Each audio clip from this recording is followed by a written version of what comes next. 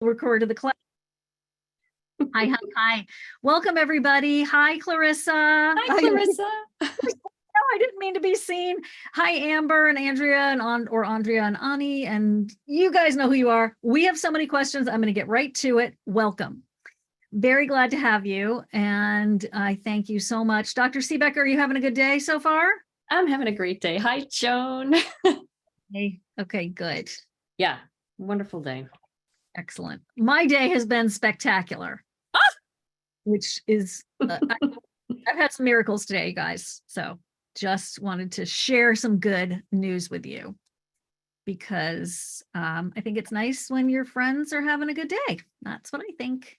And Susan Lyons, if you're here, please just send me a chat or a text, or not a text, a Q&A in the Q&A box to let me know you're here, because I think you logged in right at 4 when I was struggling.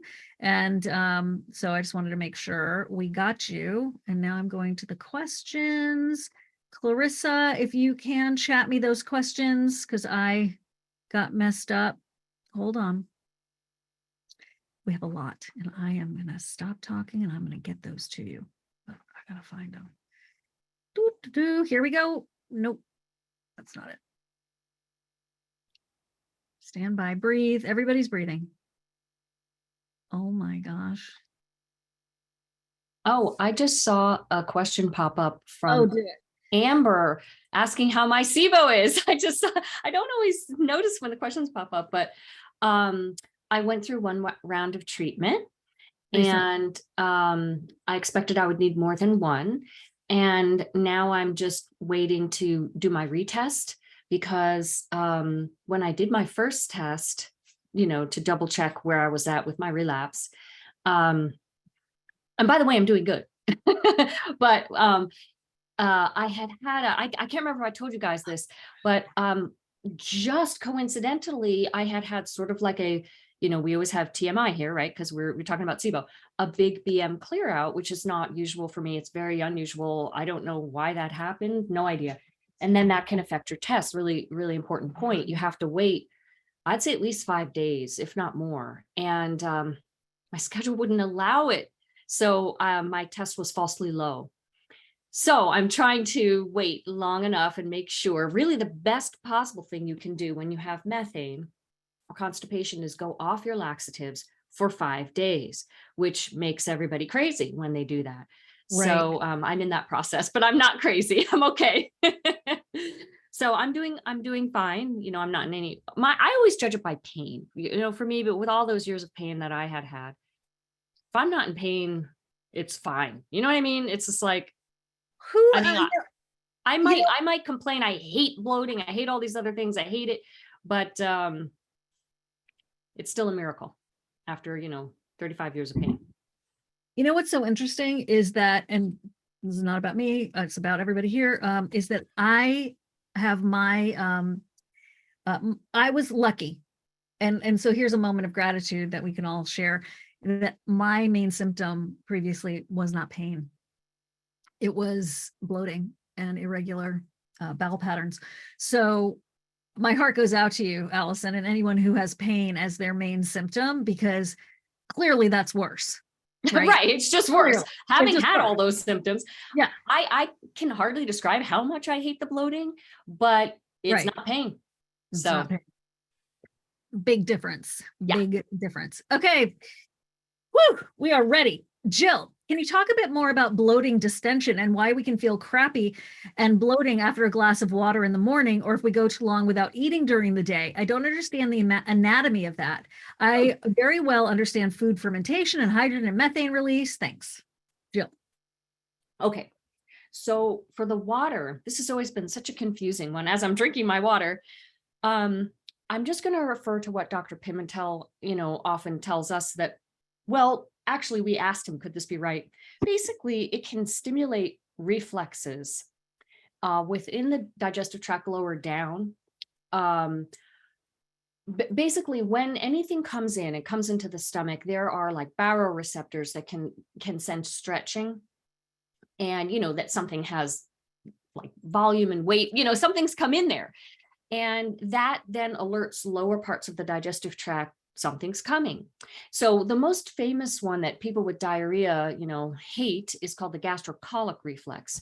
And this is when something comes into the gastro, meaning stomach, comes into the stomach, then it triggers the colon to have a bowel movement to like, okay, something's coming in. For those of us who are constipated, we're like, can I have some of that, please?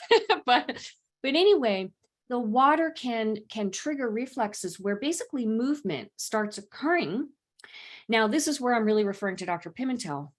So the concept would be there is already gas in the intestines, but it was because the intestines are all scrambled around. I don't know how to say it. Like they're all twisted around, scrambled around.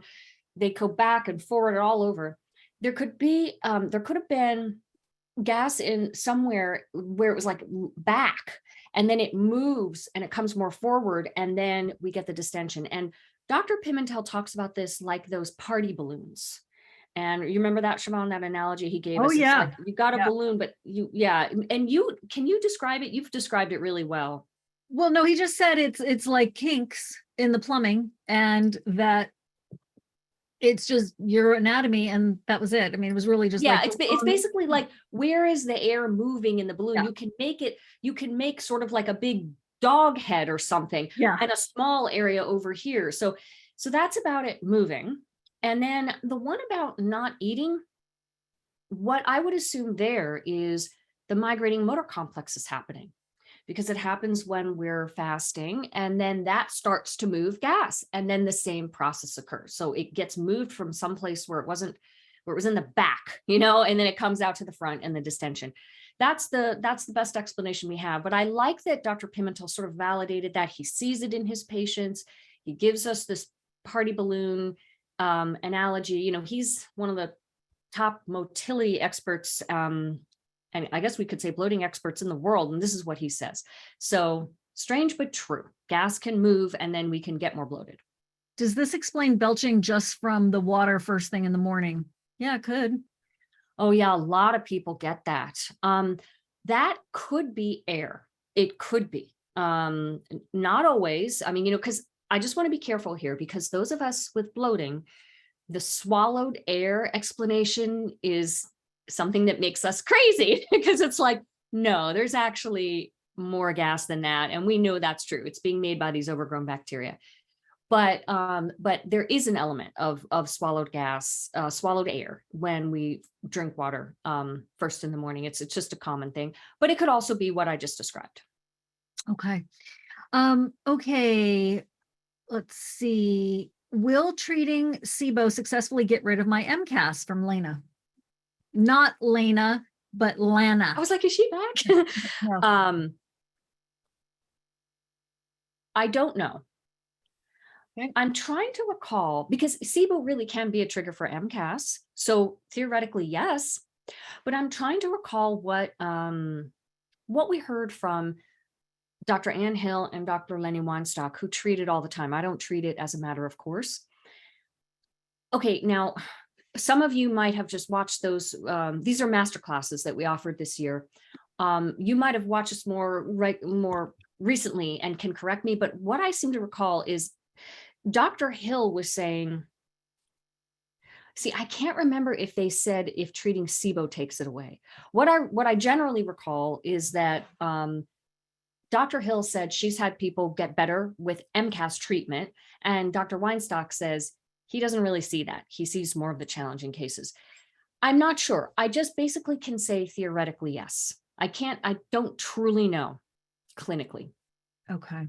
But because SIBO leads to MCAS, maybe so. From Micheline, what if someone only has a few foods they can eat and will start rifaximin plus Allison as the choice of treatment? Should you stick with those foods you know you can handle during treatment, or really try to add more foods from Dr. Siebecker's diet protocol? Okay, wait, I was spacing. Okay. So basically, she's just about to start rifaximin and Allison, and is down to 5 foods, and wants to know if she should start trying to expand while on it. That whole thing about Dr. Pimentel saying you should not just strictly stick with the low FODMAP diet. Yeah. I think is where she's going with that. Okay. So generally, I like the idea of people trying to see if they can bring in more foods kind of at any time. Mhm. If you've not done that, then do it.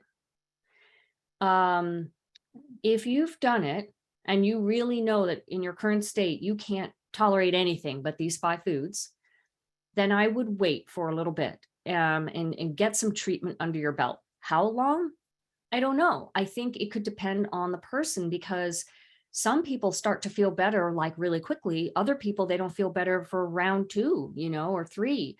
The idea there is that when people are very restricted, in my experience, I haven't seen trying to, eat carbohydrates that are going to feed the bacteria. If this is where your question was going, of how Dr. Pimentel likes to do this, I have not seen that work well when you're that restricted. I've seen it be okay for people that aren't that restricted. So, but I just have a wondering, do you know for sure there's nothing you can add at 5 foods? Because sometimes there are things that people really can tolerate, but they haven't tried everything, So, Right. so from that more practical, prudent standpoint, I would say yes. But if it's really only these 5 foods, wait and get treatment under your belt. And someone's saying that they treated their SIBO, but the MCAS didn't go away. But my question would be, treating SIBO and having a negative breath test are 2 different things. So I'm wondering if you actually had a negative breath test. I need to keep going, or we're not going to get I done. have to say one more thing to this. Please do it. Do it. MCAS is triggered by many things. And I think in most of the people that I know about with MCAS, it isn't just from SIBO. In fact, it might be that like there was mold exposure and they also had SIBO. You know what I mean? So in that case, that's what we really have to think about. And she did have a negative breath test. Okay. Oh, good for you. Yeah, very good. Daniel, how important is it to have daily bowel movements? If I have a bowel movement every other day, but soft stool, is that still considered constipation or just slow transit? Trying to understand the IBS-M versus IBS-C, mixed versus constipated versus IBS-D diarrhea when trying to resolve SIBO. It's interesting. I've seen different official guidelines on what you should be doing.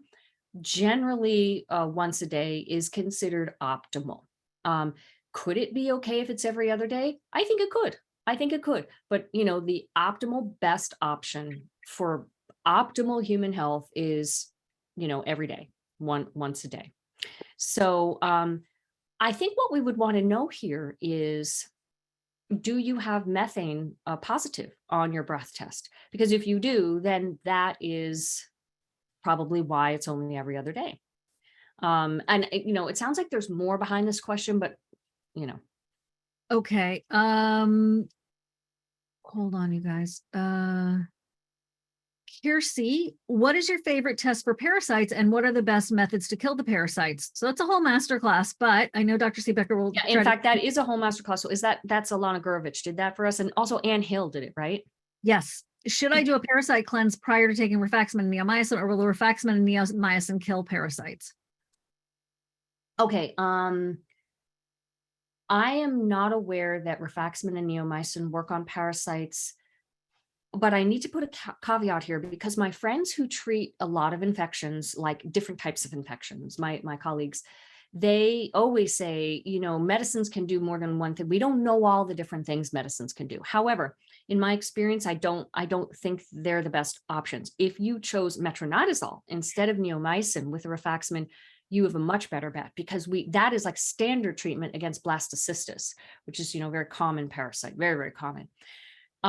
You can also add in nitazoxanide. Maybe you would do that plus rifaximin. I'm assuming this is for methane. That's Alinea, because that is an absolute antiparasitic. So now, should you treat parasites before SIBO? I always have to refer to my Dr. Klinghart's order of treatment. Yes, he likes treating parasites before bacteria. So if you know you have them, focusing on them first sounds like a good idea. Susan Lyons. Susan, I know you were thinking that you were having a glitch getting into here earlier. It was actually me. I was glitchy. So you were doing it right, but I was late and in the wrong room. Okay, so I'm glad you're here. I can't tolerate, Susan saying, and a couple of other people saying, I can't tolerate herbal antibiotics either. What to do? The rifaximin made me ill. I've asked, did you do the elemental diet? I haven't heard back, but what is your advice, Dr. Siebecker? Yeah, a lot of people have these sensitivities. Believe me, you're not alone. You just have to keep trying different things until you find something you can tolerate. And then the other thing to think about is, the very first thing that I think about here is MCAS, or histamine intolerance, and or mold. This makes people very, very sensitive to all supplements and medicines, almost all. And I just cannot tell you how common this was in my practice. And it's why I did all the research to find out about alternative treatments, and MCAS and mold came out as one of the biggest things we have to focus on. Because, what are you supposed to do? You might need to handle that first so you can then take the medicines you need to take. Another thing you could think about is you could try nitazoxanide. Every medicine, some people tolerate, some people don't, right? But it's very safe and non-toxic. And you could see if you tolerate it, because it has broad spectrum. And you could just I'm suggesting try using that in place of rifaximin, right? If you can't tolerate any herbals. And obviously what Shivan said is elemental diet. That's if you can't do antibiotics, you can't do herbal antibiotics, well, you still have elemental diet. So on this line, if you still have leaky gut and overproduction of methane, is rifaximin still the best antibiotic since you have leaky gut? Is there a relationship there, or cause effect? Like, I've never really heard of rifaximin for leaky gut per se. You mean like treating leaky gut? Yeah. It sounded almost like they were worried the rifaximin could hurt the leaky gut, because they're like, is it still the best option if you have leaky gut? To my knowledge, it does not hurt it, and in fact could help it, simply because we know it. Why's my brain not working for a while? It turns off. Oh my God, come to my brain. NF kappa B. Thank you very much, brain. Which is a strong inflammatory pathway in the intestines and in other places in the bodies, but it is a pathway that causes leaky gut. And rifaximin is one of the few things we know that turns it off. So it could be helpful. Okay. This is we're just going to get in and get out of mold, because that's a whole nother masterclass and course. Which is why we brought in Dr. Jill Krista, a couple of months ago to do a 2-hour. We never do a 2-hour masterclass. It's that important. So please watch that if you. Yeah, if you don't, Clarissa, can you put the Jill Krista $59 masterclass in there for me, please, in the chat? Guys, this is one of the most important classes we've ever done. Yeah. And she's an absolute expert, and I asked her for 2 hours. And some people have said it was pretty intense. Just watch it again and again, you guys. Yep. It's so important. So Kiersey is asking, is it possible to desensitize yourself from mold with allergy shots? And then we're going to move on. I don't know the answer to that in like real truth. Yeah. I think it's absolutely theoretically possible. This is so complicated because, there's just very briefly, there's a spectrum here of reactions to mold in humans, which Dr. Krista goes over. Some people just genetically don't react negatively to mold, right? So it's like, there could be like several people in a family living in a house, and one person really has no issues when the others are terribly affected. So, if you are affected, can that person, for instance, can we overcome the genetics? I don't know. I really don't know the answer. And it was interesting because for those of you who watched Dr. Krista's mold masterclass, she has twins. And so she was able to do like these at home, like sort of like test observations with her twins. One had mold, one didn't. It was very interesting. Okay. From Linda said in the course, Shivan and Dr. Siebecker called Atrantil the only game in town. Did you mean it could be used alone without additional herbs? I don't recall saying the only game in town. I kind of need to know what the context of saying the only game in town, because just from me quickly hearing that makes no sense, because we have other things to treat methane. We've got Allison. In fact, I would use that before trying Atrantil personally. Again, And Atrantil is great. And for some people, as like Dr. Siebecker says, it's a miracle. For other people, nothing. And Dr. Ken Brown and I are actually talking tomorrow. We're doing a Facebook Live. So you can ask him. But he also says, if it doesn't work right away, give it a month. And then if it doesn't work, it doesn't work. yeah, and my general observations with it are that there are some people who they'll have like a miracle with it, and if they're going to have a miracle, that happens quickly. All right. So, but I definitely agree. I have used it for a month with people, and what I've seen is I've seen it bring their methane down on before and after testing. Right. So it may not be giving, because for some people, it is the miracle that they've been looking for, and they don't need anything else. So maybe this is where that potentially that comment came from. And they just take it ongoing at a lower dose, ongoing, and it's incredible. If it doesn't work that way for you, you can still use it like we use Allison. It's just something that kills the methane. You do it for a month like we do any herbal antibiotic. You do your after test, and then you move on if you're still positive and you need another round.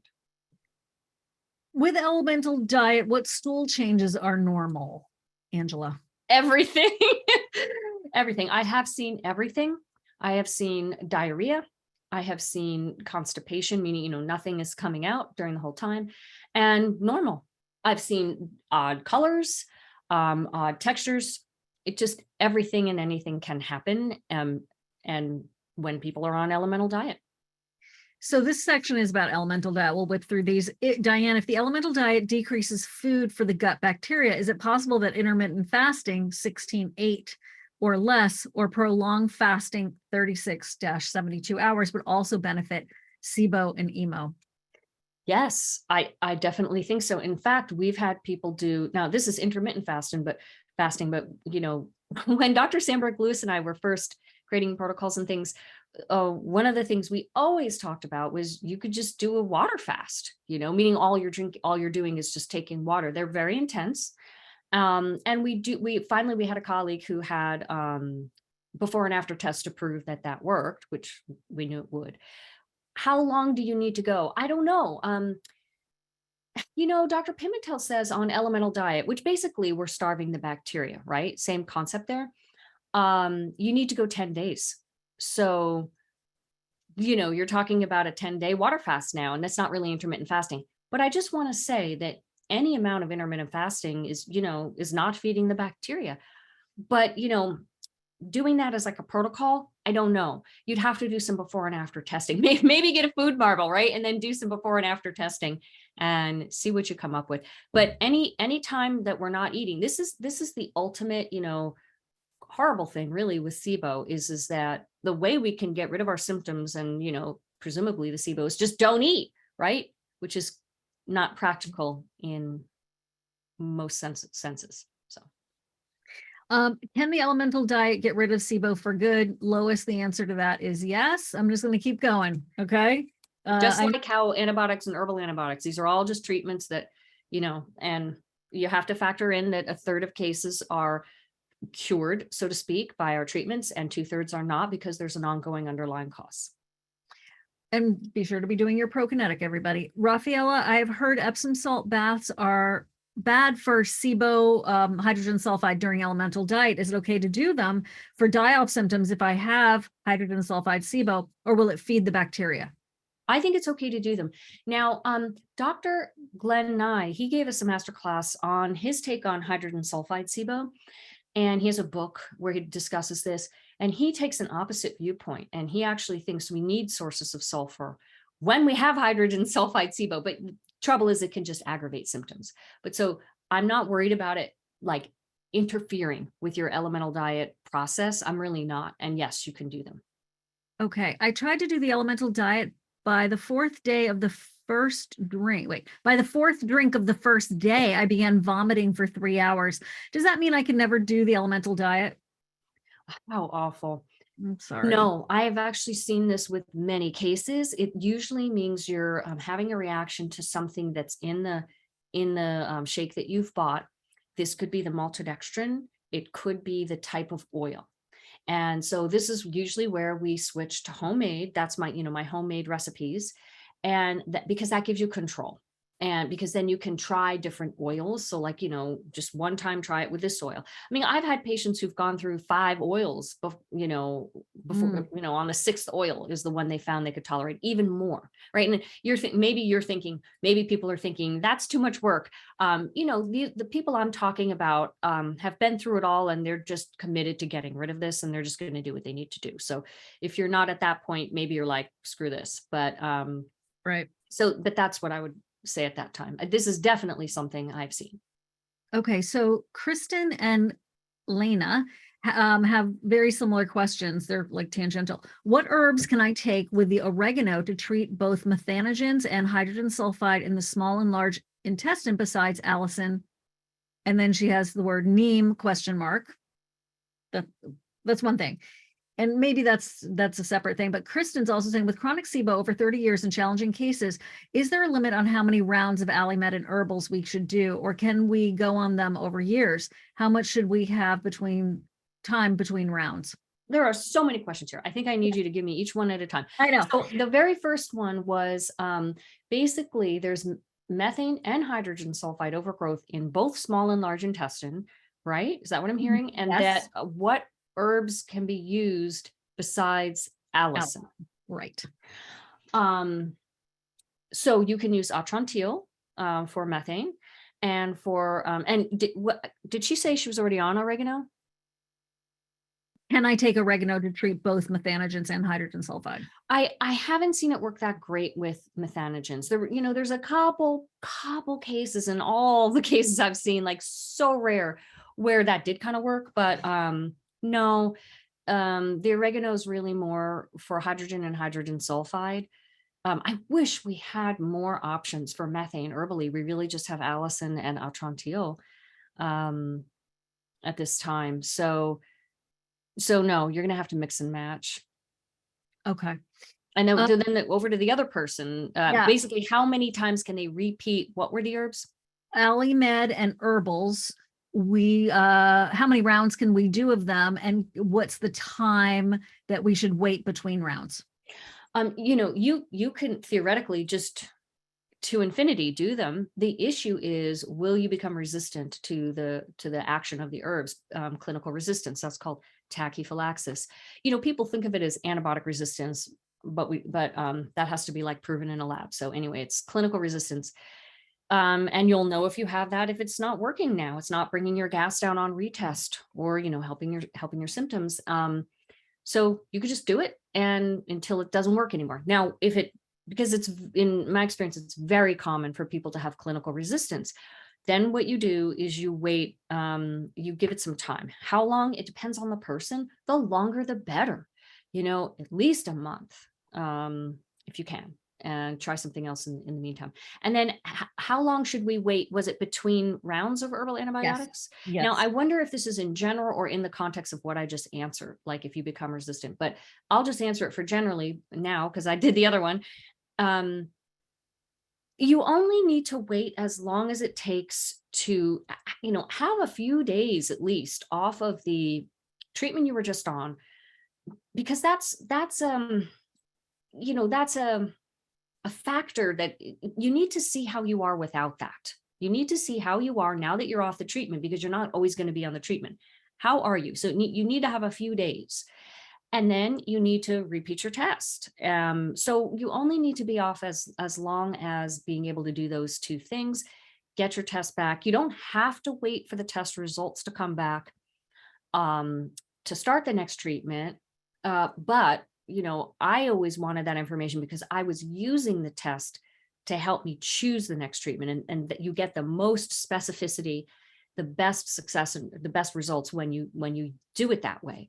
So, I would just say it's probably going to be maybe a weekish. The idea is you don't want to go longer than 2 weeks. 2 weeks is fine. Coming up on 2 weeks is fine, but not too much longer than that, because that's so common of a time for people to backslide if they're going to need more rounds, which most people do.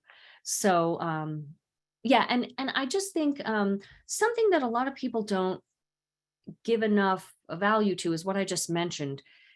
Giving yourself at least so what is a few days? 3 days at least to observe your symptoms, when you're not on something. You can't tell how you're going to be when you're still taking something. So, what I'm talking about there is a lot of people want to immediately end one thing. They want to immediately go to the second treatment. And there are certain situations where that is maybe a good idea, but typically that's not the best. Okay. If you have submitted a question in the pre-submitted form, then don't put it in the Q&A box because it is I got hundreds of questions here. Amber, I first did a solo round of antimicrobials. Next, I did 3 rounds of rifaximin with antimicrobials and biofilm busters. I followed that with the elemental diet for 10 days. Then I did. I need to hear this again. The first round was herbal antibiotics. I'm just going to do one line at a time. I first did a solo round of antimicrobials. So we don't know which. We don't know if that's pharmaceutical or herbal. Okay. Next, I did 3 rounds of rifaximin with antimicrobials. I'm kind of assuming she's using antimicrobials to mean herbal antibiotics. I think so. I think so. So first round's herbal antibiotics. Second round is rifaximin plus herbal antibiotics. And there are 3 rounds of that. 3 rounds of rifaximin plus herbal antibiotics. And biofilm busters. Okay. I followed that with the elemental diet for 10 days. Okay, so we're now on the 5th round. Right. Then I did another 4 rounds of rifaximin with antimicrobials and biofilm busters. Now we're at 9. Wow, so now we're at 9 rounds. I breath tested for hydrogen SIBO at 33, IMO at 14, methane-induced constipation 11. Okay. Then I did a round of metronidazole with antimicrobials and biofilm busters. So metronidazole plus herbal antibiotics. And each time we don't know, we're assuming, and we don't know what the herbal antibiotics are. Right. So that's round 11. Right. I wonder what your gas was in the beginning. Was it like 300? I know I still have SIBO due to severe bloating and just the general feel of my guts. I know I should retest ! Times 3. Question 1. Would it be best to take a break and work on healing my gut for a break in treatment or just to do treatment again? That would be 12, right? Question B, if a break, then just do a prokinetic. That's one thing. What do you think about that?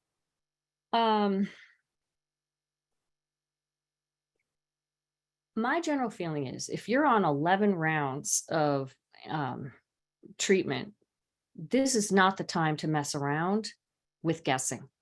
This is the time to retest. Well, why would you? 11 rounds. We're not playing around anymore here. Retest. That is my number one thing I would do. That will guide whether you decide to take a break or not. Your last test was it 33 hydrogen, 14 methane? Presumably one more round should have done it. You've done that one more round. It's really important to see if it did it, because the thing of it is that there are so many other conditions that can cause the same symptoms. This is the most key moment, in fact, to do a retest, because you're so close. It should have done it, right? And so, is your intuition right? Your suspicion that you still have it. Let's find that out. Because on paper, it seems like it should have done it. And so we really need to know, because if the test is negative, then we've got to look at yeast and, the other 35 conditions that can cause bloating and the same symptoms as SIBO, and take it from there. So question 2 is kind of moot. I handle all the treatments fine, so I don't have a preference on which one to try again. I know everyone is different, but what treatment would you suggest to repeat? So what I would do is whatever you haven't done. And I don't know when you said antimicrobials, I don't know what they are. She did mean herbs, but we don't know exactly. We don't know. I would choose out of all the, options that you have in the course and everything, choose something you haven't done. Okay. Cheryl. God, and by the way, Amber, I'm so sorry. All this. Yes, very sorry. Here's a quickie. Betsy, I struggle with acid reflux and take Tums for it. I know not good. Will taking Tums affect the results of the Trio Smart test? Not to my knowledge. They've tested PPIs and found, does a proton pump inhibitor affect the test results? And they found that it doesn't. So I can't imagine Tums would. Okay. Here, my main symptom has mainly been fatigue without pain or bloating, maybe food poisoning, maybe Lyme, who knows? I'm a tough case. I've been treating for years with herbs. This year I did 5 rounds of Xifaxan and neomycin. My gas levels are still in the 40s. I'm a mixed type. I'll probably try Nitazoxanide, yeah. nitazoxanide next. Please comment on the potential for nitazoxanide getting me to a better place. She's been talking about that a fair amount, but go ahead. Yeah, absolutely. It's one of the treatment options you can use. In the beginning, you might have heard me say that although we think of it for methane, you could just use it for hydrogen too and see how it goes. But you're mixed type, right? So hydrogen and methane. You could try it by itself and see what it does. I think it has a good potential, very good potential. From Cheryl, I have methane emo. I just finished my 2nd round of rifaximin and 3rd bottle of Allison. I feel a lot better, but I know I still have emo. What treatment should I try next? Rifaximin would take 8 weeks to get here. I heard you say you need to rotate your treatment. All methane treatments include Allison, ? Well, no, we have Atrantil, and then of course that's herbally. Then we have, like, it sounds like you've done, wait, was this the person who did the neomycin? Sorry, I'm getting confused. No, it's okay. This is a different person. Okay. I have methane emo. I just finished my 2nd round of rifaximin and 3rd bottle of Allison. I feel a lot better. Yeah. Right. So you haven't done neomycin, metronidazole, or Alinea. So you have all those options, and herbally you have Atrantil.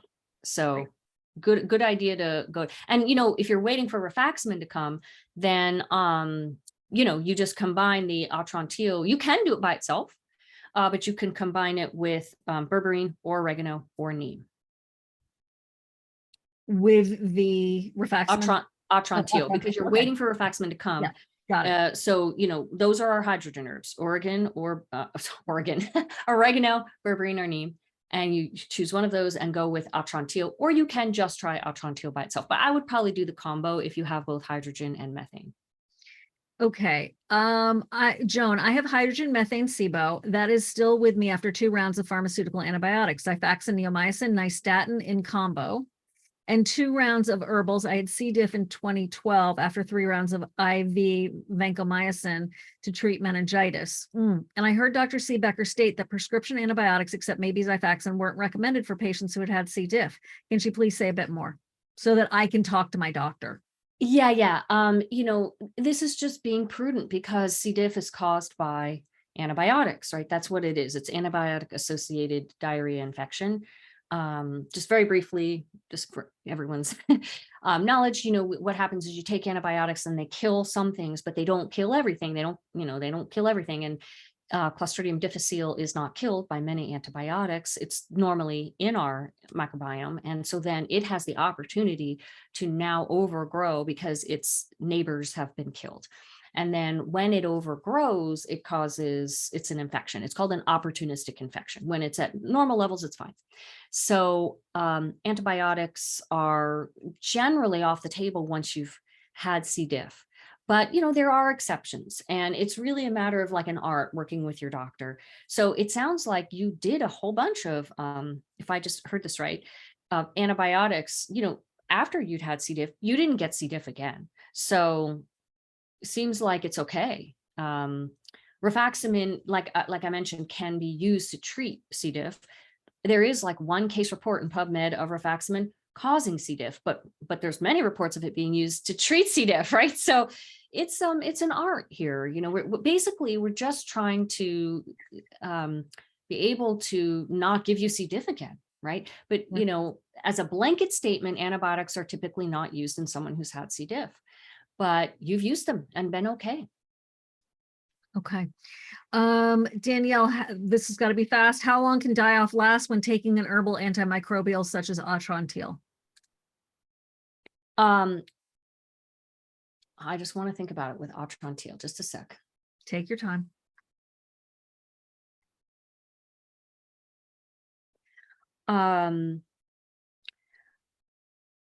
Generally, herbal antibiotics, the issue is if somebody also, I suspect the issue is if somebody also has yeast, then the die-off can last the whole time. So it can be a month. That's a month course. And then you go to your next treatment and it, usually by then it's much better. But, With Atrantil, I haven't really seen bad die-off, I have to say. However, one of the ingredients is what it has there is it has tannic. It's tannic, and that very much kills yeast. So theoretically, it's possible to have it for longer than a month, just like with any other herbal antibiotic, particularly that might indicate you have yeast.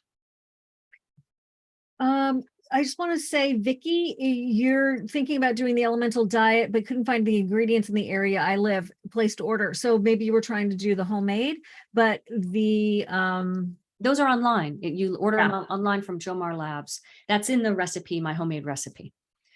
And if you wanted to do integrative therapeutics, they do have that available at Fullscript. So Clarissa can put the Fullscript link in there for you. Remember, everyone gets 15% off.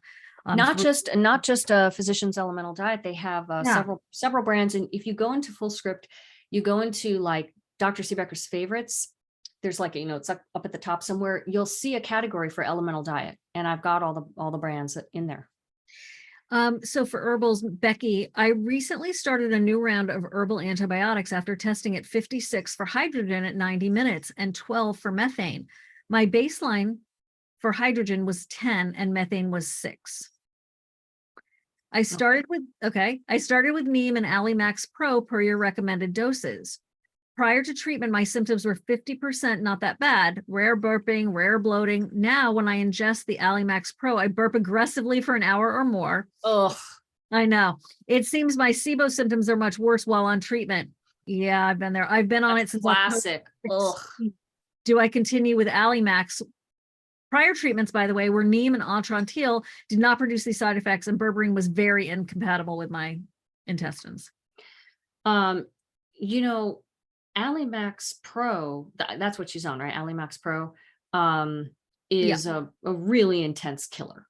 It's really strong. So I'm not surprised this kind of stuff happens to so many people. These are kind of symptoms of die-off. They can also just be it's not the easiest thing for you to tolerate. The garlic aspect of it, even though it doesn't really have the FOS still, you could try putting it in the freezer, see if that helps, the capsules. Then you have to remember to pull them out of the freezer though. Should you continue? This is going to be up to you of how bearable it is. If it's just unbearable, then stop, right? People have different attitudes about this kind of thing. And it's a really hard call to know, is this die-off or is this really you not tolerating this medicine? Like same thing with berberine. Berberine's a very strong killer. So there's a suspicion here it could be die-off. But on the other hand, I have patients where like we're talking about berberine, but there's different herbs that have it in there. And I've been able to identify patients where, like, let's say it's golden seal, Oregon grape, or coptis, they're actually, they really just can't tolerate golden seal, but they can tolerate Oregon grape and coptis because usually there's more than one herb in a berberine formula. So, you could try berberine by just look at what was in your old formula and then just go one herb at a time and you find you might. So like, is it die-off because they're very strong killers? Or is it that you kind of are allergic or sensitive to one of those herbs? It's a very hard call. And if it's die-off, that's where I was saying people have different attitudes. There are some people that are just like, I don't care, I am going to get through this. Like, I'm just going to do it. I don't care until it's dead. And I'm getting through that die-off. And then others are just like, you can't have that attitude. You can't, because it's unbearable. And it's not appropriate to have that attitude. So that's all I can say. That's okay. Melissa, would Dr. Siebecker recommend doing a candida cleanse or a parasite cleanse before starting treatment with Xifaxan? This antibiotic is quite pricey and I have to jump through a lot of hoops to get the script. I think you've basically answered this. So I want to make sure I do whatever I can to maximize its effectiveness. Yeah, that I gave that answer from Dr. Klinghardt earlier. His order of treatment is parasites first. So good idea. Yeah, go ahead and do that first. Very good idea. Martina, and yeast in terms of, didn't she ask for yeast too? Klinghardt has yeast before bacteria, but the reason he has this order is he likes bigger organisms to be killed first, then smaller. And I've looked up the size of yeast and bacteria, and it's really almost equal, because some yeast are bigger than bacteria and some bacteria are bigger than some yeasts. So I think that could go either way. Parasites, I would definitely do ahead. And Deb is saying, is it common to have yeast overgrowth with SIBO? And if so, what's your treatment protocol? It's extremely common. It's very hard to test properly for yeast. And so typically what I do is I don't really, unless we absolutely know, like you already know, or you've already had tests and it shows. If we don't know, then I typically treat SIBO first and see what happens, because I don't know if somebody has yeast. And then if we can get the SIBO test negative and there are still symptoms, that's the first thing that I'm going to suspect, is that there's yeast. And then I'll go ahead and do some yeast treatment. I tended to use, I use both pharmaceuticals and herbal antibiotics. I would use diflucan, which is fluconazole, and nystatin. And for nystatin, I tended to like the pills that you can get and not compounded, because I found the compounded people reacted more to, strangely, than the pills. And I would do those together. And honestly, a lot of the times I would also do it with amphotericin B, because I learned to treat yeast from my colleagues in the Northeast who treat Lyme, who everybody gets yeast because they are on antibiotics all the time, and that's how they do it. For herbs, I like uva ursi, pau d'arco, undacyclinic acid, and caprylic acid. And I also just want to say, Shivan, do we have, I can't remember, do we have in SRR the course, Dr. Rao's class? I cannot remember. So well, there might be, I can't remember. There might be classes on antifungals in there. I'm not sure, but Dr. Rao, if you ever listen to me, he has a great master class. You can just watch that master class wherever it is. He has his own way of doing it. He'll do it, I think, either at the same time, or he'll do diflucan right after. Every doctor has their own exact way they like to do it. So what that tells us is there's no one right way. So this is an adjacent question.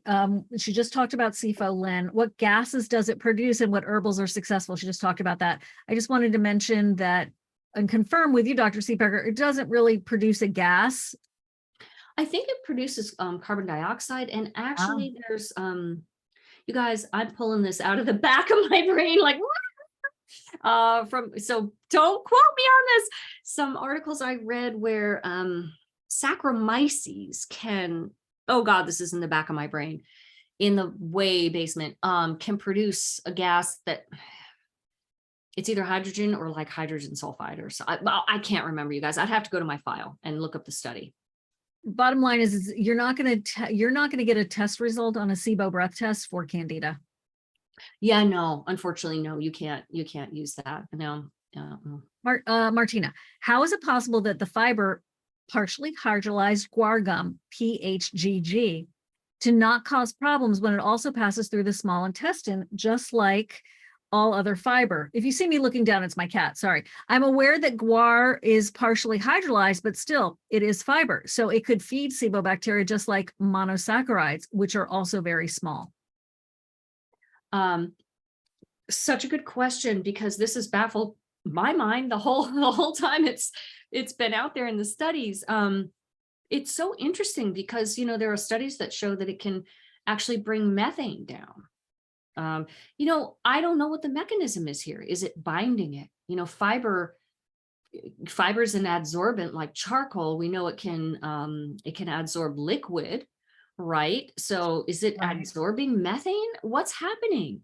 I don't know the mechanism. We only have studies that show the result and not the reason.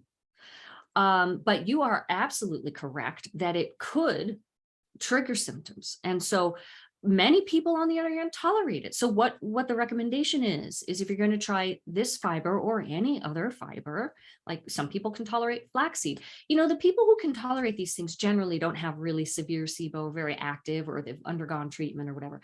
But try it starting at a very low dose, like whatever is on the label, go to a fourth of that dose for sure, for a couple of days, and 2 or 3 days, see how that goes, and then slowly move up. Because doing it that way, sometimes people find they can tolerate it. Whereas if you just take the full label dose, whoa, you know, so yeah, I don't know the mechanism. It's very fascinating why it can trigger symptoms or it can help. Have you ever heard Jenny's question? If you get low blood pressure and dizzy from taking Allison for emo, whatever. Have you ever heard of that? Well, it could be. I know berberine can lower blood sugar. Probably garlic could do the same. So many herbs can have different effects like this. I'd have to look it up to be sure, but that could be a potential reason why. And there's a whole list of other herbs that you can do in the course. Okay, I have methane SIBO. Is the recommendation an elemental diet? Currently, I'm taking Candibactin AR, charcoal, and Motil Pro, and magnesium, and feeling better. Low FODMAP 2. Is this the proper way to proceed, and for how long? I fast for 12 to 14 hours a day. Bonnie, I just want to recommend that you play the course in the background, like music in a room, right? Because I think you'll pick up a lot of additional details there. Yeah, so this isn't a methane treatment that you're doing. You're doing a hydrogen treatment, but she said she's got methane and yeast, right? Gosh, I'm so sorry. I just clicked a button and that was too fast on my fingers. I know, because sometimes I'm like, wait, I need to clarify. Well, hopefully I got that right. Usually I just methane, Bonnie. Oh, just methane.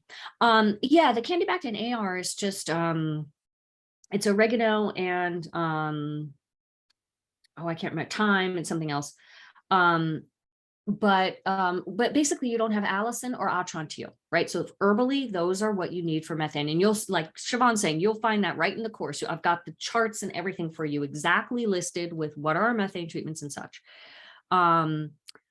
At least I hope I do, think I do. But so, yeah, so, you know, thank God you're already feeling better. But no, what's recommended is to do a methane treatment. Elemental diet's a methane treatment. Herbally, you're going to need to add in Allison or atrantil to what you're currently doing. And you can also use the BR, the Candibactin BR as well. That's a berberine.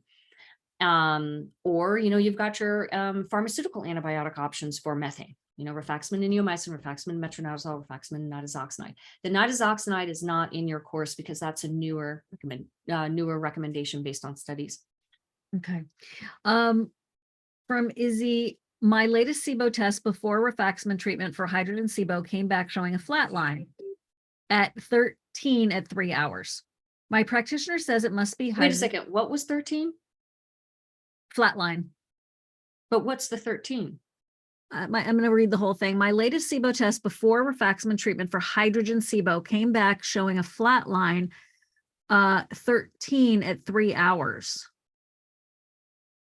Okay, so it's not technically a flat line because there's 13 at 3 hours. I mean, I think what you're trying to say is it was a flat line up until 3 hours when it went to 13. Got it. Okay. So Izzy, I hope that's what, you know, you're getting this. My practitioner says it must be hydrogen sulfide, but taking a low sulfur diet didn't reduce my symptoms. I'm in the UK, so I can't take the TrioSmart test. Have you reached out to them? And should we proceed to treat hydrogen sulfide SIBO anyway?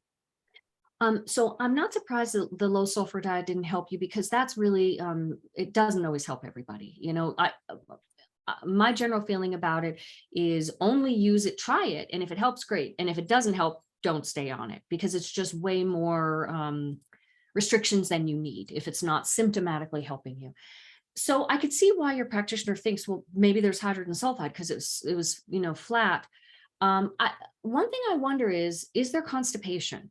Because if there is, it's possible you could just be seeing very slow motility because you did have the rise of 13 at the 3rd hour. However, having said that, it would be fine to go ahead and treat for, I'm assuming there was no methane that showed, like that methane was 0 the whole way.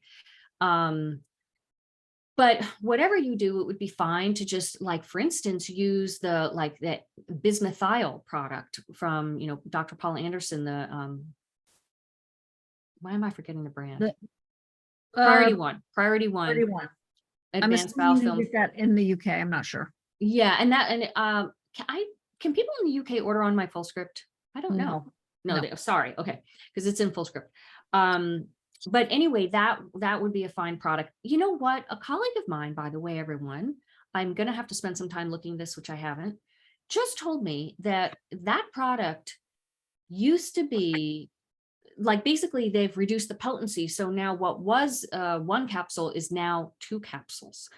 in which case we are going to have to take more capsules, but I can't give you the full recommendation now because I haven't looked at this yet. So like, that's that whole thing, what do they call, there's a name for that, where products are, they're just putting less in there and they're charging you the same price, right? As part of this whole inflation thing, downflation or whatever. That would be just fine.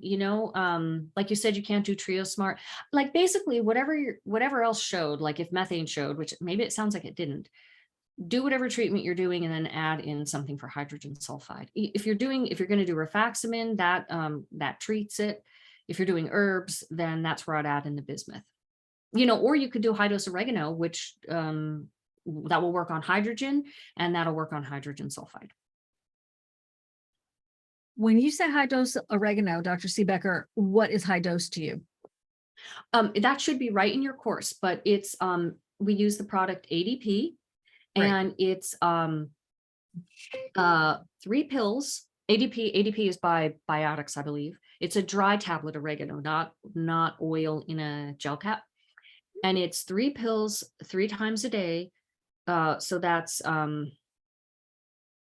no. If it's in the course, that's fine. I think it's 5 pills 3 times a day for you guys. You got to go look it up. I can't remember right now.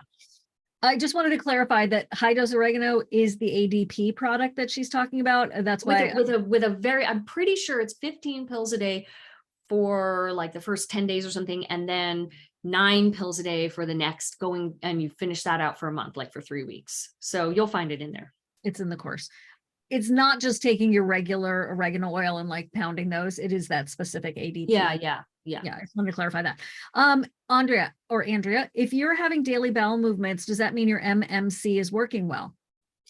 No, because the MMC is not the bowel movement peristalsis. It's not that movement at all. Totally different. The BM is a mass migrating motor movement that originates in the large intestine itself.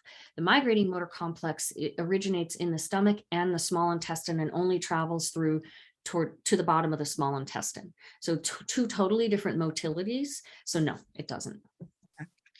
And by the way we absolutely know this is because the number one underlying reason why people have SIBO is that their migrating motor complex isn't working well. And the most common form of SIBO has diarrhea. Interesting. So you have slow small intestine motility, but diarrhea every day, right? Okay. Right. Okay. SIBO testing section. And then I'm going back and forth between pre-submitted and live. From Linda, 8 years ago, diagnosed with hydrogen SIBO on a breath test, multiple rounds of rifaximin, herbal microbials, resection of over 50 jejunal diverticular, wow. 1.5 meters respected, and diet haven't helped. Recently started using the Air Marble 2, low FODMAP and SCD foods eaten with breakfast at 10 a.m. and lunch at 2. No evening meal. Fermentation levels continue to rise until about midnight, and bloating and severe spasming are worse between 12 and 2. Medical practitioners have watched a video of the spasming, seem to think it's coming from the diaphragm. This sometimes goes on all night. It doesn't happen if I starve for a couple of days. Interestingly, on the Air Marble 2, the gases are now mainly methane. Why might the gases rise for so long? Well, in fact, methane has that exact pattern, that it's a very slow, long rise, that fermentation goes on for. Dr. Pimentel's always talking about that. That's why it used to be recommended you do a 2-day prep diet when you had methane or constipation, because it could take that long for it to come down.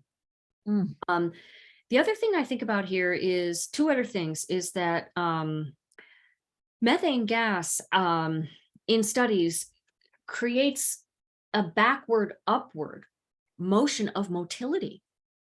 So it creates reverse hypermotility in the small intestine.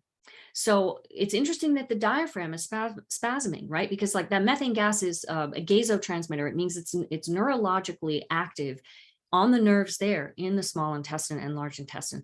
So it could be the source of creating, contractions on an organ that's up top, which is the diaphragm.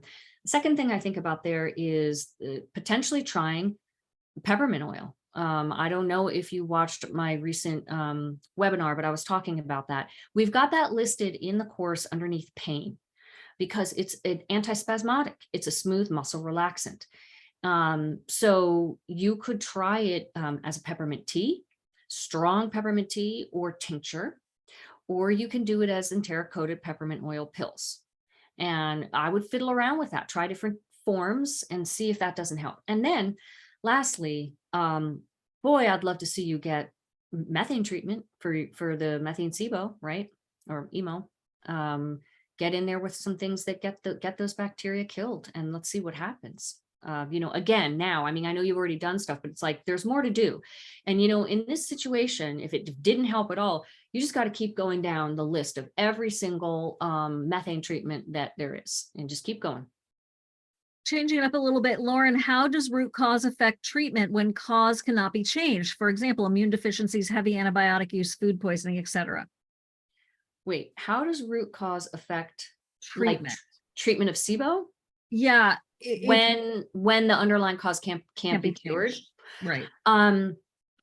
Well, what it means is a couple things. It means you're going to need to do repeat treatment, like basically for relapses, at times. It could be 4 times a year. It could be once a year. It depends on what your situation is. It means you always need to be on a prokinetic. So that's one of the key things there is that you're just going to be on a prokinetic, and maybe different ones, or maybe you'll rotate through them in perpetuity if you have a forever underlying cause.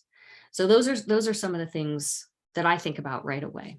So, you just know you're going to need to do those SIBO treatments cyclically, basically. And what about hiatal hernias being a part of a SIBO underlying cause? I don't think so. Do you recall Dr. Sandberg-Lewis discussing that in his H. pylori class? I don't think he did. He didn't really. What would you do to manage or correct that hiatal hernia? Visceral manipulation. There's physical things you could do to pull that down. If that doesn't work, there's all different surgical options that have advanced greatly. If you're going to do that, I would make sure you're going to like a top center where they know about the advancements. Kristen, these are sort of like sprinkled with random things, and we're going to go back to a chunk of the same topic. Kristen, I've seen increasing research pointing to the connection between SIBO and fibromyalgia. Seems like there's at least a correlation between these two things. Have you treated many SIBO patients who also have body-wide pain, and have at least some of them seen any pain relief from SIBO treatment? She's also saying, have you seen it cause LPS overload in the body, metabolic endotoxemia, which is very similar to the previous question, and the metabolic endotoxemia can cause muscle and joint pain? I don't think I've had a fibromyalgia SIBO patient. I'm just trying to think. I was one of those, Dr. Siebecker. Oh, you were? But we didn't talk about it. I have. Yeah, you have, and you didn't know it. Did your muscle body pain get better? It did. It did. Oh, great. And Kiran Krishnan talks a lot about the LPS that gets produced by the bacteria, and that it can lead to that kind of body pain. I tell you what I have seen that I know for sure. Yeah, because I've definitely seen a lot of patients with body pain, but I just don't recall any of them coming to me with the diagnosis of fibromyalgia. Right. But a lot of the times hydrogen sulfide, in my experience, will cause body pain. This is not the hydrogen sulfide that's positive on TrioSmart. This is when there is an actual flatline, like the whole way, even at the 3-hour mark. So flatline patients often will have the body pain, and treating it will help. Treating the hydrogen sulfide will help the body pain. And as Shivan said, for the endotoxemia, I haven't tested that. I haven't tested people to see how high their LPS is, but we just assume, we just know there's higher LPS in people with SIBO because there's more bacteria. Have I seen that? I haven't really seen that do, intense things that I can tell are from that, except for maybe brain fog. Right.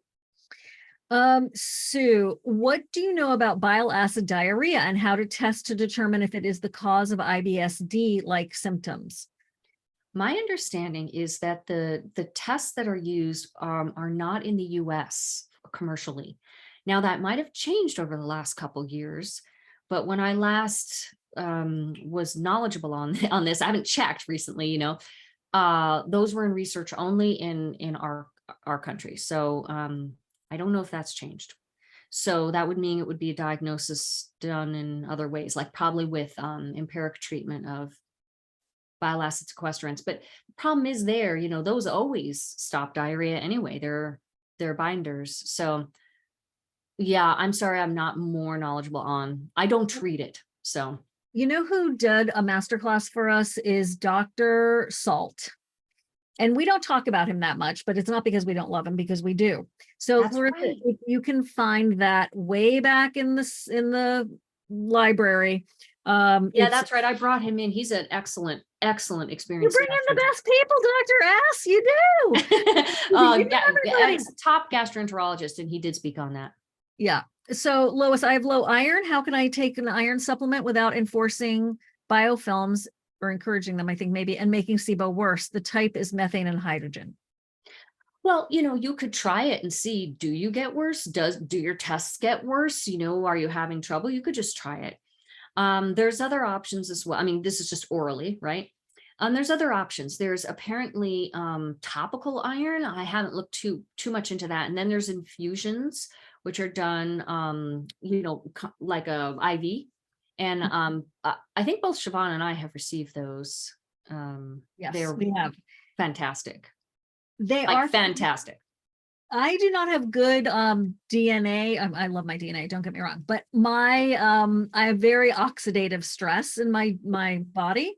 And when you do the iron, it is oxidative stress.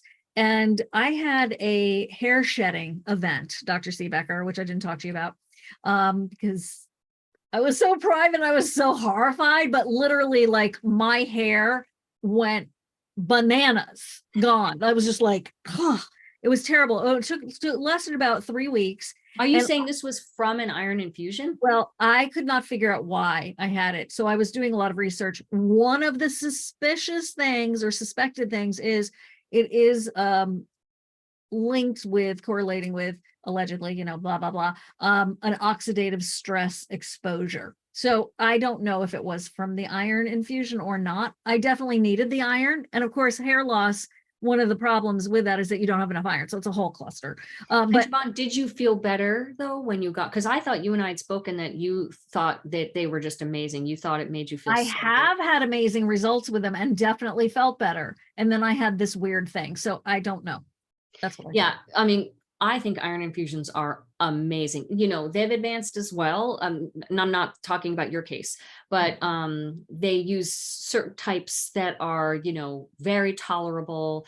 And I mean, what can sometimes happen to people is after the first or second one, it might make you tired, like you want to take a nap. So you just plan for that. But basically, they just give you an amazing energy. And I myself, I think only the very first time I ever had it, did I want to take a nap. And ever since then, whenever because, I get them like every 2 years or something.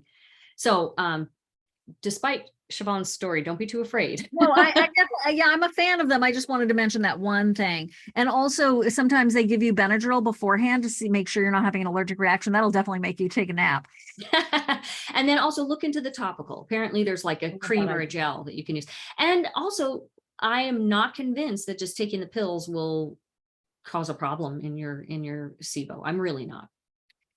Dorothy, I'm having a colonoscopy soon. Is there any method to test during the procedure whether or not mold is in the colon? Wow, I don't know a thing about that. I am so sorry. I would have to defer you to a mold expert. I do not know. Mold gastro. Do they exist? Okay, we have 18 minutes left and I'm going to zip through these, Dr. Siebecker. That means I have to zip. Yeah. Eleanor, I have high methane SIBO. My hydrogen is fine. I just completed 3 weeks of rifaximin and 2 of those weeks also on neomycin. Some of my symptoms have diminished, much less gas now, constipation much better, though that may be partly from the treatment and partly from taking galactan every day, large prebiotic concentrate. The Probably bloat, get GOS, galacto-oligosaccharide. thank you. The bloated belly persists, though not as tight or congested feeling. I've never had pain or nausea. My doctor has prescribed Candibactin AR and BR for the next 2 weeks, starting with 1 twice a day for a few days and then 2 twice a day. Would you still recommend adding Alimed and berberine right away for best results? Or can I wait to see what happens after the 2 weeks and then add them to the Candibactins if there's no change in the bloating? And would you do a longer course of the Candibactins before deciding whether or not to do a second down of rifaximin, neomycin? Do we know what your methane's at?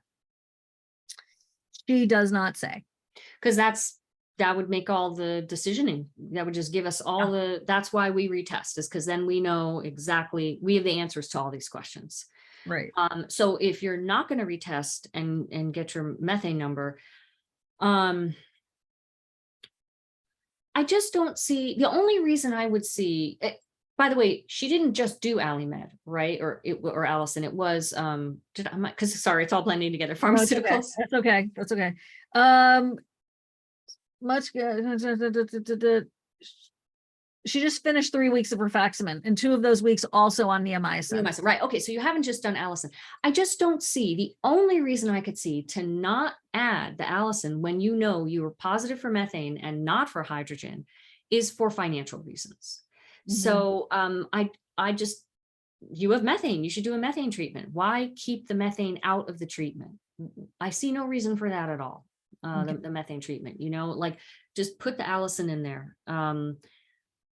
Basically, I guess I want to know, why do you not want to do it? Right. Or, have you reacted to it in the past? Is it because of the money? You have methane, treat methane. Let me just say something right now about anybody who's just joined SIBO Recovery Roadmap. We do have a small group Q&A that's smaller than this for those of you who have just joined, and that is November 8th from 4 to 6. Every semester we do one, not every, but most of the time we do one special one just for that cohort. And so if I'm not getting your question today, I have, blah, blah, blah, blah, blah. How am I going to do that, Dr. Siebecker? Maybe just resubmit your question for that one. Just if you're brand new, you'll submit your questions for that. Yeah. And that being said, we are hauling butt and we have gotten through the vast majority of these. I know it's not everybody though. Sue, 8 years ago, I seem to have had a bad reaction to oil of oregano treatment. My liver enzymes were very high, inflammation. Reversed after treatment done. Does this mean I should stay away from all herbal antibiotics? I have methane, SIBO, and I'm 75, not much luck with Xifaxan this time. No, it doesn't mean you should stay away from all herbal antibiotics. Oregano is very particular just to itself. Some people respond very poorly to it.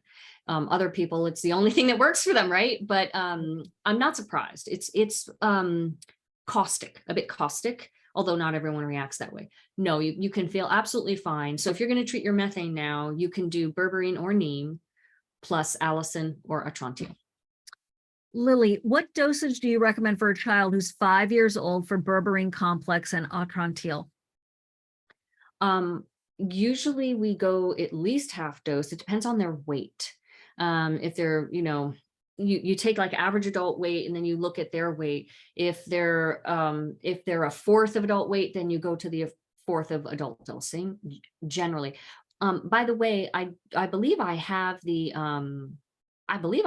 handout I've made on pediatric. So it's like pregnancy, lactation, and pediatric. What are the considerations? It's a handout in the course. So take a look at that. Okay.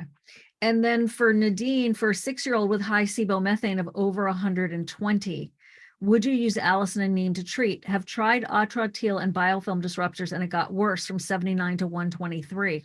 By the way, that's very common. We call that pissed off methanogen syndrome. And it usually means you're just in the middle of treating. It's like you've riled them up. You just need to keep going. And I'm showing this is going to peak and it'll come down. I have tried Allison by itself 2.5 years ago with no effect. And how do you work out doses for children, or would it be best to go on the antibiotics route? Look at that handout in the course. Yeah. And so the basic question here, Shivan, narrow it down for me. It's that a 6-year-old with high SIBO, would you use Allison and neem to treat? And then, yes, you could, but wasn't there the other options? I have tried Atrantil and biofilm disruptor and it got worse. I have tried Allison by itself 2.5 years ago with no effect. Right, right. So basically, the Atrantil is fine because of what I just told you. So now you can, yes, you would use, I think it's time to try Allison again. And you want to try it either with neem or oregano or berberine. You have all those choices. Okay, from Anka, this is a combination because 2 people or 4 people have asked this. How long after the end of treatment should we take Prokinetics? And how do we know when to stop them? I understand that that the duration between different rounds of treatment is 2 weeks, but how about after Or the less than 2 weeks. okay, but how about after the round when the SIBO test comes back negative? Right. And so there you're just like, how long to continue the Prokinetics, right? So was there something else in there, Shivan? No, that's it. Okay, and just as a basic reminder, this is completely covered in the class on Prokinetics in the course. But the answer is generally we stay on them for about 3 months at first, because the most typical relapse time after first getting your test negative the first time is about 2.5 months. So we want to get past that. We want to get to about 3 months and see, did you relapse or not? We want to give you that extra help. Around that time, it could be longer. You could just decide you want to stay on it longer because you just don't want to risk anything. But so some point, 3 months or after, you can decide to take it away. And then you'll find out, are you in the 1/3 of patients who are going to be cured and aren't going to relapse, or are you in the 2/3? Now, another caveat here is, if you already know you have an underlying cause that is not curable, an underlying cause of SIBO that's not curable, then you already know, just stay on that prokinetic. You're just going to stay on it, right? Mm-hmm. But it's when you don't know, then you can take it away. And there's instructions for how to do that in the class. And then if a relapse does happen, the first thing you want to do, if you catch it quickly, if you know your symptoms, you catch quickly, is just get right back on the full dose of the prokinetic to see if that handles it, if you're quick enough. If it didn't, then you got to do another round of treatment. Okay. And from that point on, you're just going to stay on it longer. So, it's individual to each person, and you can always try pulling it away at any time. But if you're relapsing, stay on it.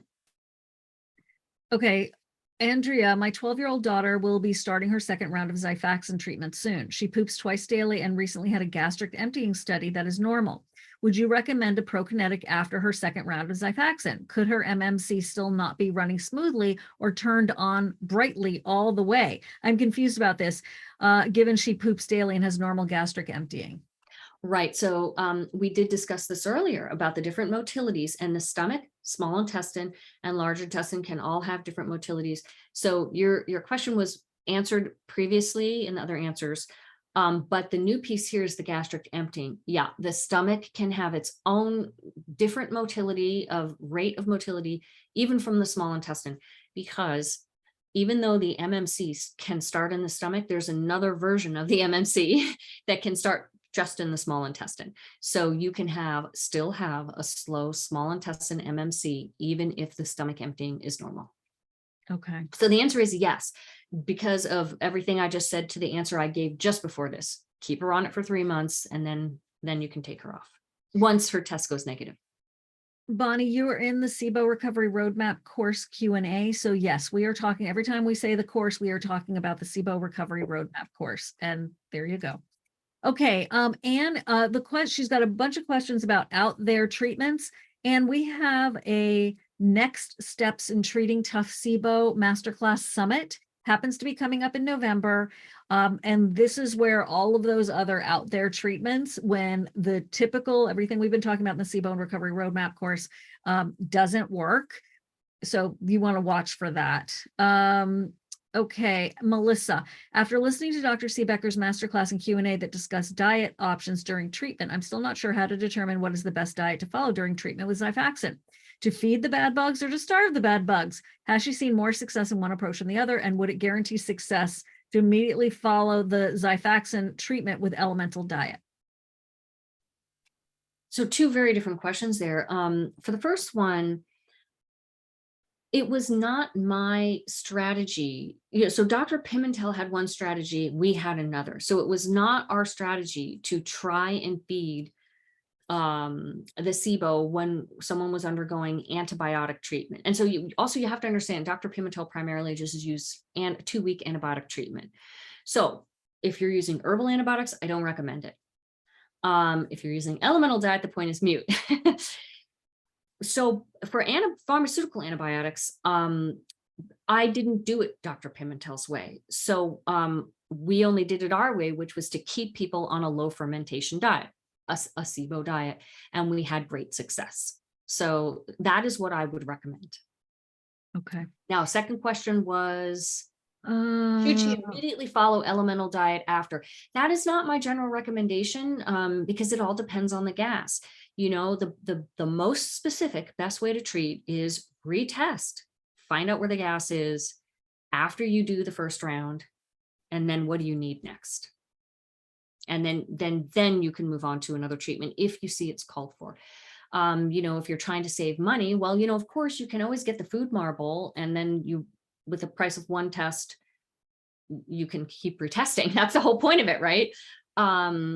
But if it's truly a question of money, then I suppose you could just move on. But that, from my personal perspective, that's not my favorite thing. I would rather you test and see what's called for. Okay. Sharon, eating low carbs works best for me. What do you recommend, especially when you're just starting out? Because the GI doctor says follow the low FODMAPs. That doesn't work for everyone. Sharon, watch that diet masterclass. I'm going to move on here because we covered that over 6 hours or 5. And also there's a quick start SIBO diet handout you can take a look at. Exactly. Robin, I'm trying to get people now that we haven't answered. I have successfully beaten SIBO twice, once via herbals and once via antibiotics plus 4 weeks of low FODMAP. But always 2 or 3 weeks later, it comes back. What diet should I be staying on for better prevention? I do a low FODMAP for a bit and then slowly wean off. That's when it comes back. But low FODMAP is not sustainable for too long given my diabetes. Are you on a prokinetic, Robin? That's the very first thing. Are you on a prokinetic? And I wonder, it sounds like it, but I do wonder if, was your test negative after? We don't always retest after when all your symptoms are gone or 90% of your symptoms are gone. But the fact that you're relapsing at 2 or 3 weeks makes me think it needed more treatment. It needed another round. So that's what I would consider doing. Next time when you've relapsed and you're going to treat again, I would do an additional round and then make sure you're on a prokinetic. And diet, in terms of diet with diabetes, that's harder. You probably want to talk to a nutritionist if there's any way you can afford it. A SIBO focused nutritionist, like the ones we have in the course, Christy Regan or Riley, and there's other ones who can get you a SIBO diet that's good for diabetes. Sandra, if I'm not taking the dosage recommended for berberine and Alimax, will it still work? I started off taking 1 capsule 3 times daily, but will increase to 2 caps 3 times daily. Can I still obtain a good prognosis using this method? What was the one? Say it again. 1 cap 3 times a day. But which one that's for? Because it's both. She mentioned both berberine and Alimax. And let's hope the Alimax is Alimax Pro, right? Because regular Alimax is too low of a dose, but Alimax Pro is what we're talking about here. Maybe that's what she's doing for both.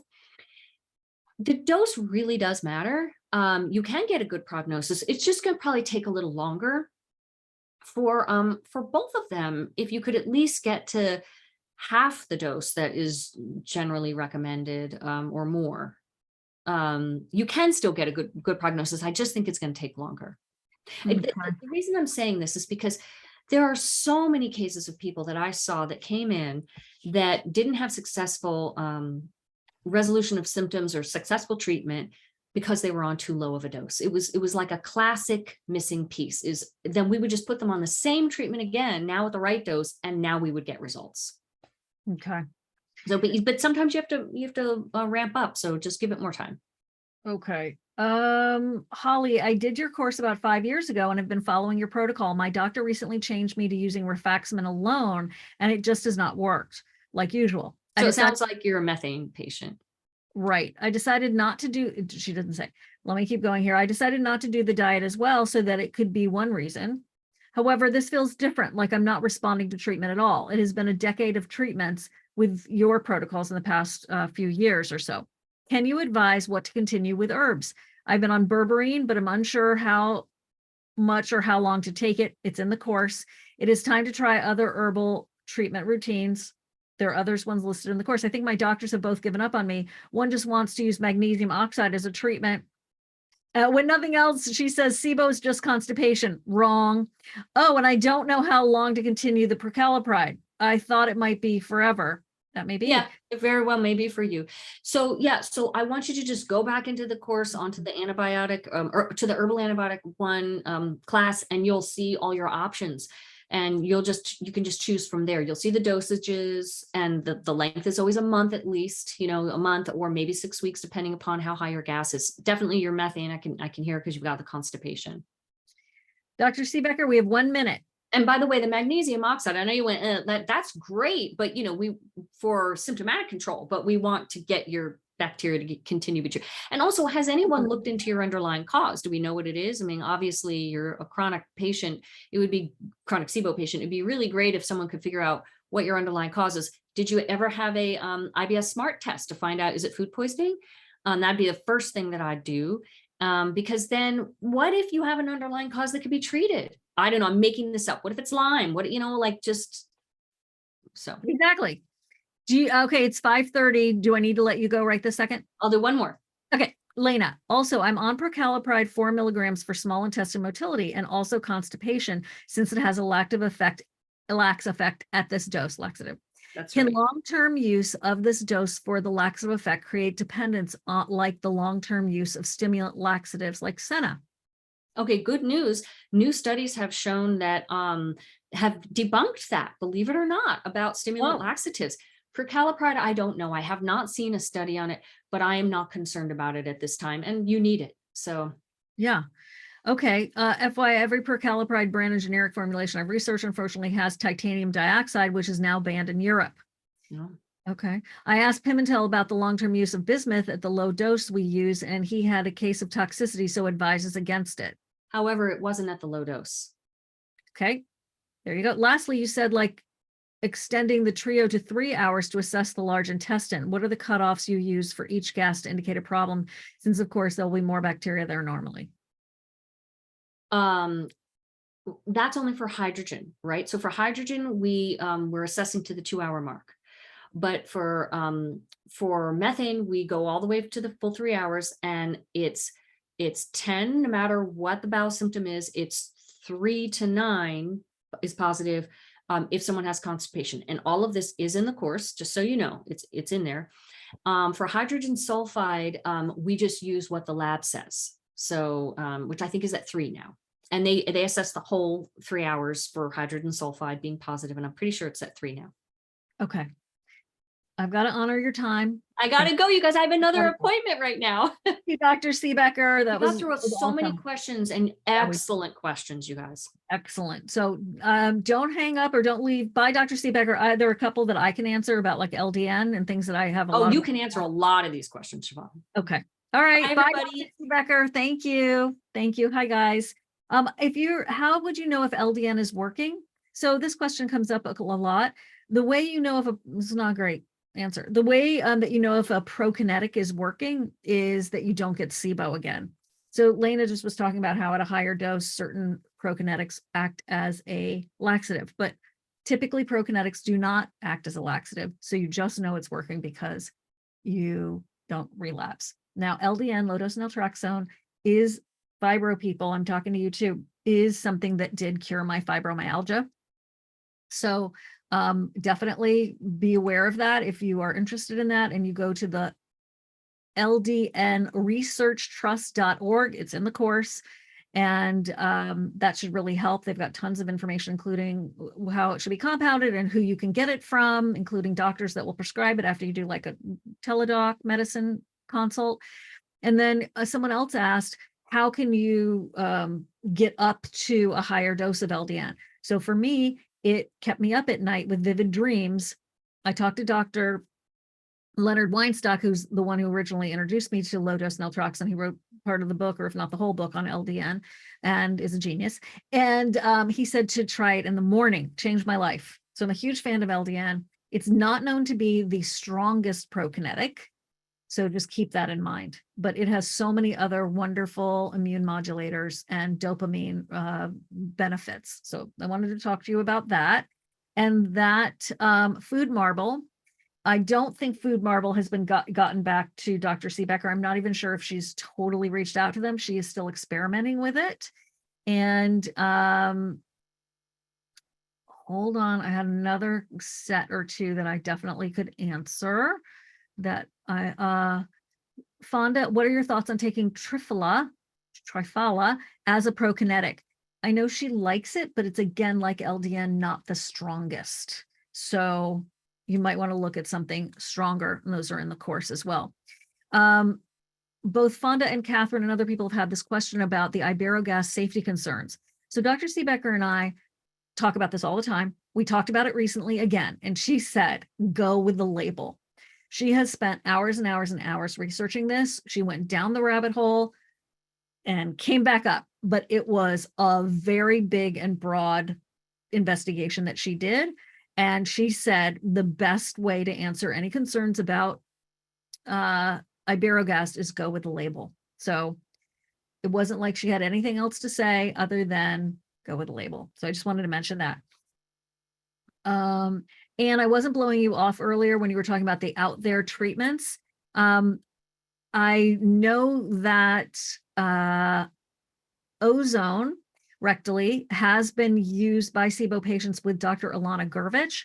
She doesn't really see it as a treatment for SIBO, and it makes SIBO patients very, very uncomfortable, especially if you have visceral hypersensitivity and just all that sensitivity. Homemade L-Reuteri 36-hour yogurt. So this is being perpetuated by William, what's his last name? The doctor who just wrote Supergut. He loves the stuff. I don't think Dr. Siebecker has gone there. And I know she's a huge fan of 24-hour yogurt, but I don't think she sees it as a cure for SIBO. And I think you'll really enjoy that next steps in treating tough SIBO, because she went and talked to all of these incredible colleagues about what they do when they have a SIBO patient that is just not getting better after doing the roadmap multiple times, really sticking with it. And that is a phenomenal masterclass summit that we do have coming out in November. So I hope that helps you. Okay. What else can I help you with quickly here? We covered a ton.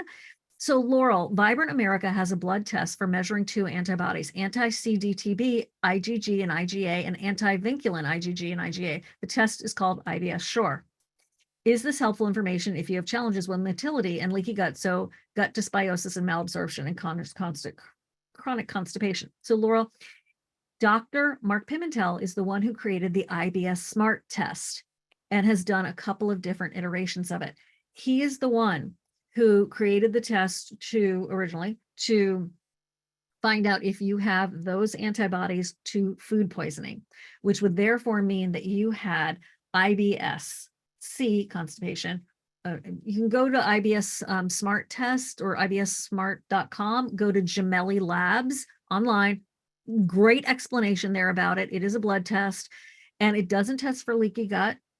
We do have a Rupa lab. Maybe Clarissa, you can put the Rupa lab link in the chat, and it's a way for you to order through through Dr. Siebecker, a stool test with zonulin. And that is one way to look at leaky gut. But this blood test, which is called IBS SMART, I don't know about the IBS Sure. I like doing it with Dr. Pimentel because he's the originator. And at Rupa, I don't think they have IBS SMART yet. And they also have, they do have the Trio SMART test. We have worked with Rupa to pull together some tests for you all so that you don't have to go through a different doctor to get them. There is a 7% fee at Rupa, a flat fee. And then we also discounted the test as much as possible. So look at it and do a price comparison.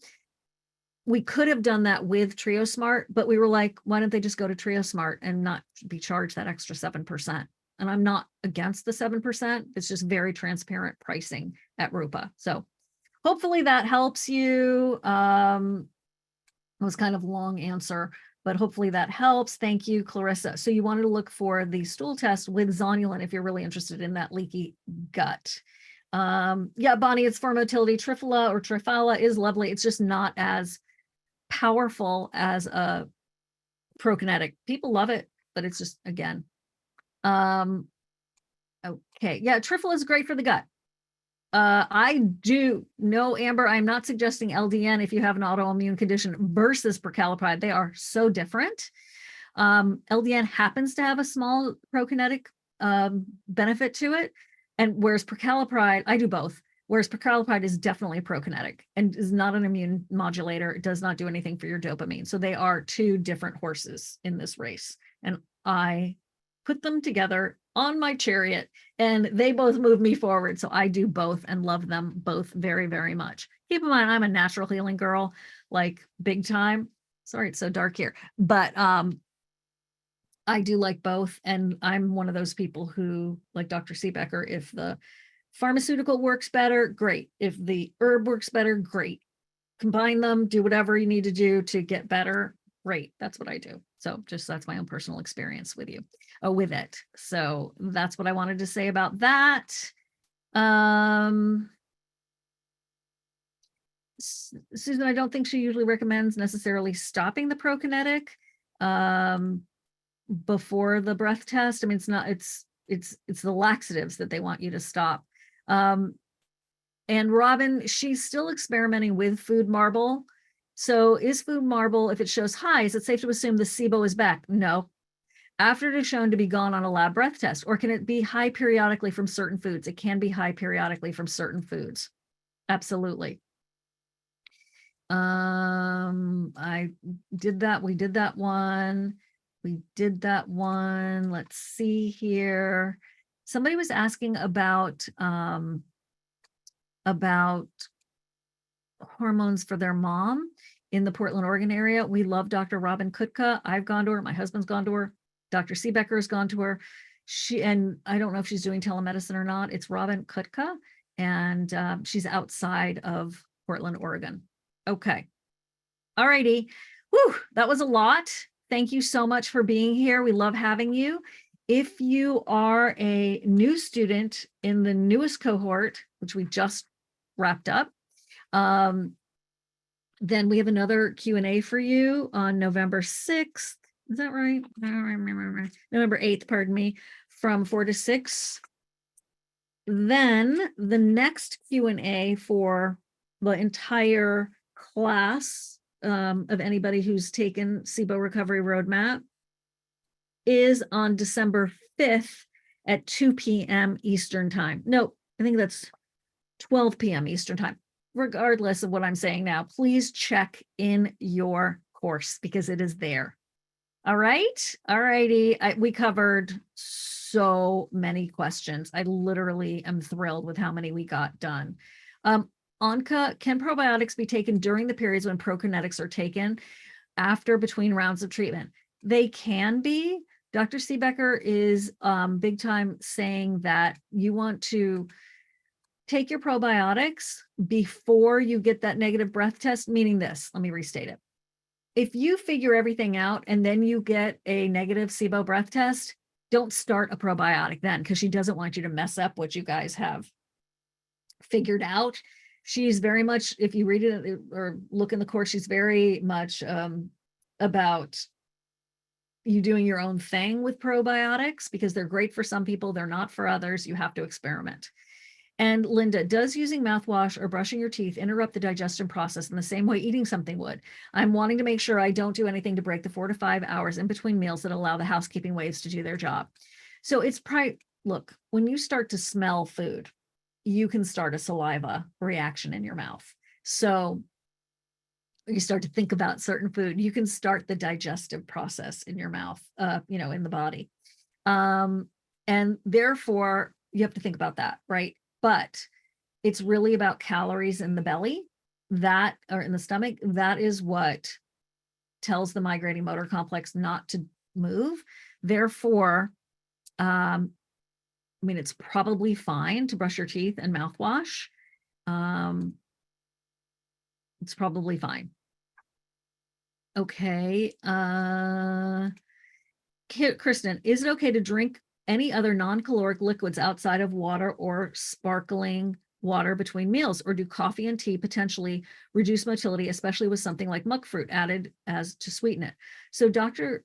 Pimentel has said no calories. I don't know if monk fruit has a caloric intake to it or a caloric number to it, but they really don't want you to do anything with calories. So you'd have to look at that. I think sparkling water is probably fine. He has said, this is what he said about the elemental diet, actually. Don't do coffee during that time simply because it hasn't been studied. And what if it doesn't? What if it messes it up? What's his point? You're going to be dizzy with elemental diet. You're doing all that work. Why take a risk? I like, to have coffee, so I understand.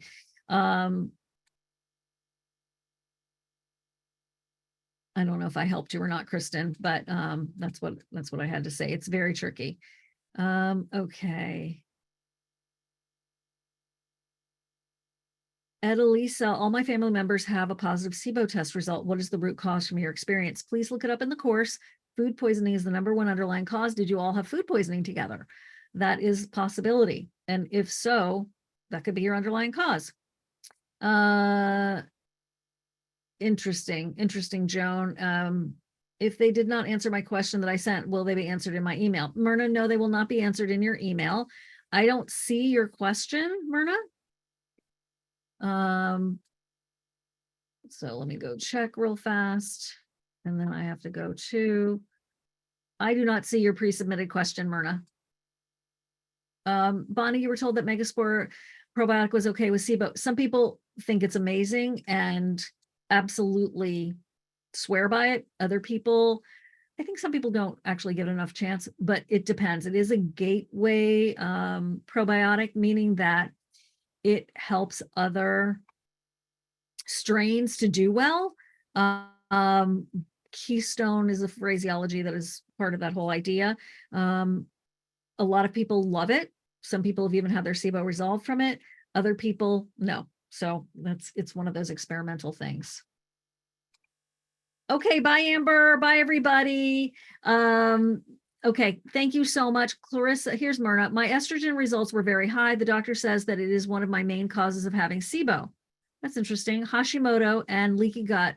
What are some of the supplements that can help balance estrogen levels? Thanks, Dr. Siebecker. So Hashimoto's and thyroid imbalances have been shown to contribute to SIBO. Getting your hormones balanced will so much make you feel better. And remember, it's the ratio of the estrogen and the progesterone that is so important. I gotta go. So she doesn't really cover hormones in the course that much. So I'm going to say that's a little bit out of the realm. However, look into what Dr. Ruscio is saying at his website. It's excellent. He talks a lot about the relationship between the thyroid. I see it. The thyroid and SIBO and gut health, gut issues. Okay, I got to go, but I will talk to you all soon. Thank you so much for being here. Clarissa, give me 5 minutes and let's get into Zoom together. Okay, mwah. Thanks so much. Bye, everyone. Tra-la-la.